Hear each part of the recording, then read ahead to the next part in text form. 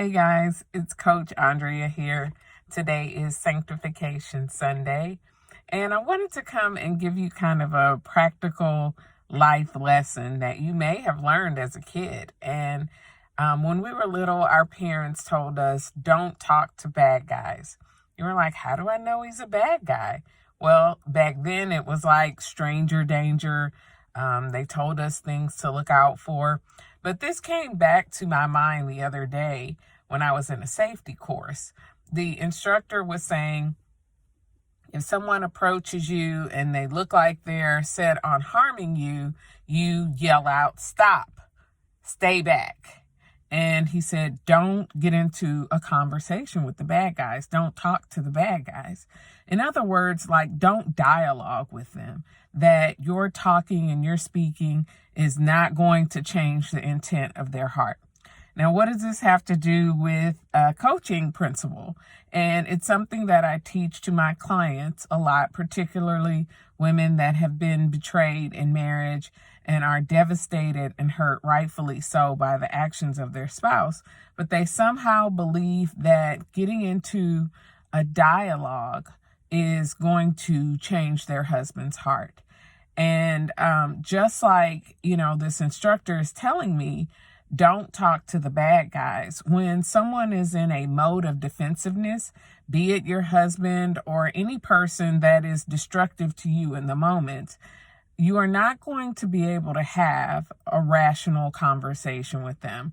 I won't get into all the things of what's going on in your brain, but when you're in that place of having your heart hardened or you're set on being defensive, a dialogue is not going to change that. If you pay attention to how Jesus communicated with the devil, the only thing he said to the devil was, "It is written." And he came back with God's word, and that was it. When Peter in Matthew 16 said, "There's no way I'm going to let you go to the cross," Jesus said, "Get behind thee, Satan." He was basically telling Peter, like, this conversation, this dialogue is not going anywhere.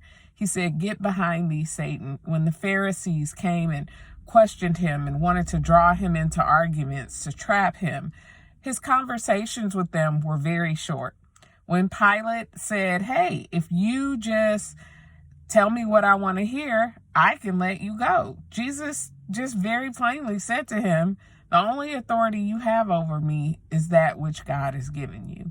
And so when I heard this instructor say that, don't talk to the bad guys, and then I had to have the same conversation with another client, it just made me think that so many times our intentions are pure. We want to be heard. We want to be understood. But part of being discerning, part of being wise, is to understand that there is a time to have a dialogue, and that is a time where the person is committed to hearing you and you're committed to hearing them. Both people are doing active listening, asking questions, leaning into one another. That's when you can have a healthy dialogue.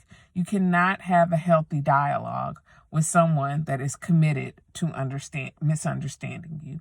You cannot have a healthy dialogue with someone that is angry, stonewalling, giving you the silent treatment, defensive, basically trying to get you into some form of unhealthy debate. It is destructive to you. It puts you in the position of reacting versus responding. And it really is setting you up to get on the crazy train. So one of the things I say to my clients all the time is, just because the crazy train comes by doesn't mean you have to get on. And it's just that simple. So I'm going to say it again. Don't get into dialogue with the bad guy.